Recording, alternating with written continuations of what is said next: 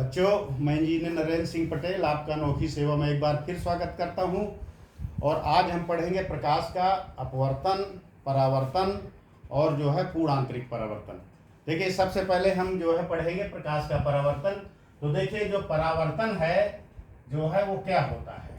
देखिए, प्रकाश आपने सुना है कि प्रकाश हमेशा सीधी रेखा में चलता है और प्रकाश की सहायता से ही हम वस्तुओं को देख पाते हैं।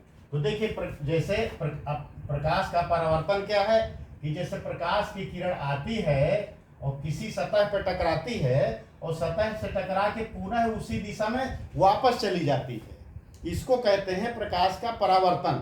ये इसको कहते हैं आपतित जो है किरण, इसको कहते हैं परावर्तित किरण। बीच में यह विलंब है तो ये आपतन कोण और ये परावर्तन कोण।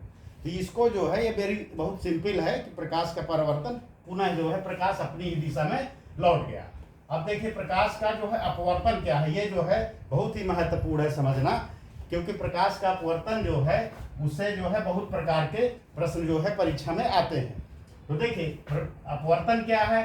देखिए, ये है विरल माध्यम, ये विरल माध्यम और ये है सघन माध्यम। विरल माध्यम और सघन माध्यम आप समझते होंगे कि वायु जो है ये विरल है, वायु जो है विरल है। मान लीजिए कांच है तो कांच सघन है, ठीक है।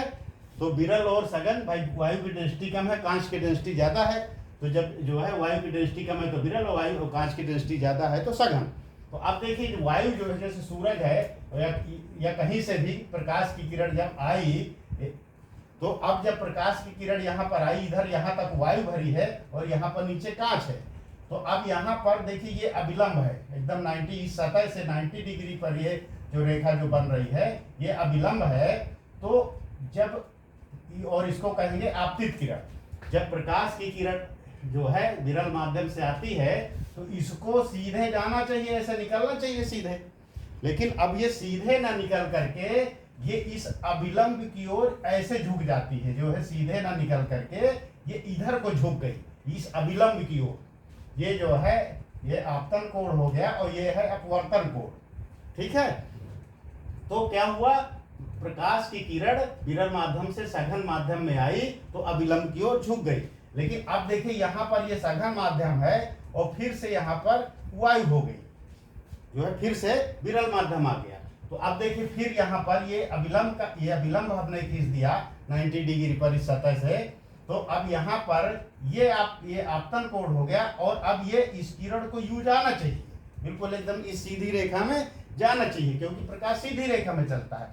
तो अब ये इधर न जा करके ये इस अभिलंब से दूर भाग गई, ये किरण इस अभिलंब से दूर भाग गई, अपने पथ से विचलित हो गई। इसलिए अपवर्तन क्या है, जब प्रकाश एक माध्यम से दूसरे माध्यम पे जाता है तो वो अपने पथ से विचलित हो जाता है, ठीक है। इसको हम जो है कहते हैं प्रकाश का अपवर्तन। ये आपको बहुत जो है अच्छे ढंग से जो है समझ में आ गया होगा। अब देखिए, पूर्ण आंतरिक परावर्तन क्या है। तो पूर्ण आंतरिक परावर्तन समझने के लिए हम जल्दी से ये समझेंगे कि जैसे ये देखिए, ये सघन माध्यम है, ये है सघन माध्यम। इसमें हम थोड़ा सा उल्टा लेकर के चलेंगे। तो अब जैसे देखिए, यहाँ प्रकाश की किरण ये इस तरह से गई, ये जो है अभिलंब हो गया। तो यहाँ पर ये चूंकि सघन से विरल की ओर जा रही है, सघन से विरल की ओर जब प्रकाश की किरण जाएगी तो ये इस अभिलंब से दूर की ओर भागेगी, यूं भागेगी। जो ये जो है आप यहाँ पर आप जो है आपतन कोण हो गया और ये हो गया अपवर्तन कोण आर। तो अब आप देखिए, एक स्थिति ये हुई। अब यहाँ पर यदि हम इस कोण को और बढ़ाएं का मतलब एक किरण हम ऐसा लेते हैं कि जो इससे और बड़ा कोण बनाती है। एक किरण हमने ऐसे लिया, उसके लिए ये अभिलंब हुआ, तो ये जो इस कोण से ये बड़ा कोण हो गया, ठीक है। तो अब क्या होगा कि ये जो किरण जा रही है, जाना तो इसको सीधे था, लेकिन ये सीधे न जाके इस अभिलंब से दूर भागेगी, ठीक है। निश्चित रूप से इस कोण से बड़ा जब ये कोण हुआ तो इस कोण से बड़ा ये कोण होगा, ठीक है। ये बात बिल्कुल समझ में आई। अब देखिए, एक और स्थिति लेते हैं, इस कोण को हम और बड़ा करते हैं। जब इस कोण को हम और बड़ा करते हैं तो देखिए क्या स्थिति आएगी। हमने यूं इसको बड़ा किया, मतलब अब ये कोण बड़ा हो गया कि नहीं, इससे भी बड़ा हो गया ये कोण। तो जब ये एक और कोण बड़ा होगा तो धीरे धीरे ये स्थिति आएगी कि एक बार ये जो है अपवर्तित जो किरण है ये इसी सतह पर, मतलब ये कोण 90 अंश का बन जाएगा। मतलब एक धीरे धीरे बढ़ेगा, बढ़ता जाएगा, एक स्थिति आएगी कि ये कोण जो है 90 अंश का हो जाएगा।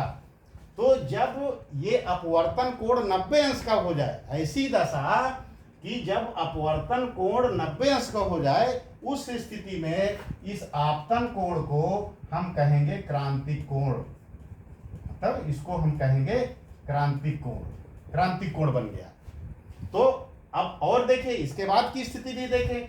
अब इसके बाद एक और स्थिति बनाए, इस कोण को हम और बड़ा करें। इस कोण को जब हम और बड़ा करेंगे तो देखिए ये और बड़ा कर दिया, इस कोण को और बड़ा कर दिया, इससे भी ये जब बड़ा कर देंगे तो अब ये वाला जो कोण है 90 अंश, ये भी बड़ा हो जाएगा, ये यूं हो जाएगा, 90 अंश से भी बड़ा हो जाएगा। कहने का मतलब ये जो आपतित किरण थी और ये पुनः उसी दिशा में अपरावर्तित हो गई, पुनः जो है इसी दिशा में ही आ गई, सतह की ही दिशा में आ गई। इसलिए इसको हम कहेंगे पूर्ण आंतरिक परावर्तन, इसको हम बोलेंगे पूर्ण आंतरिक परावर्तन।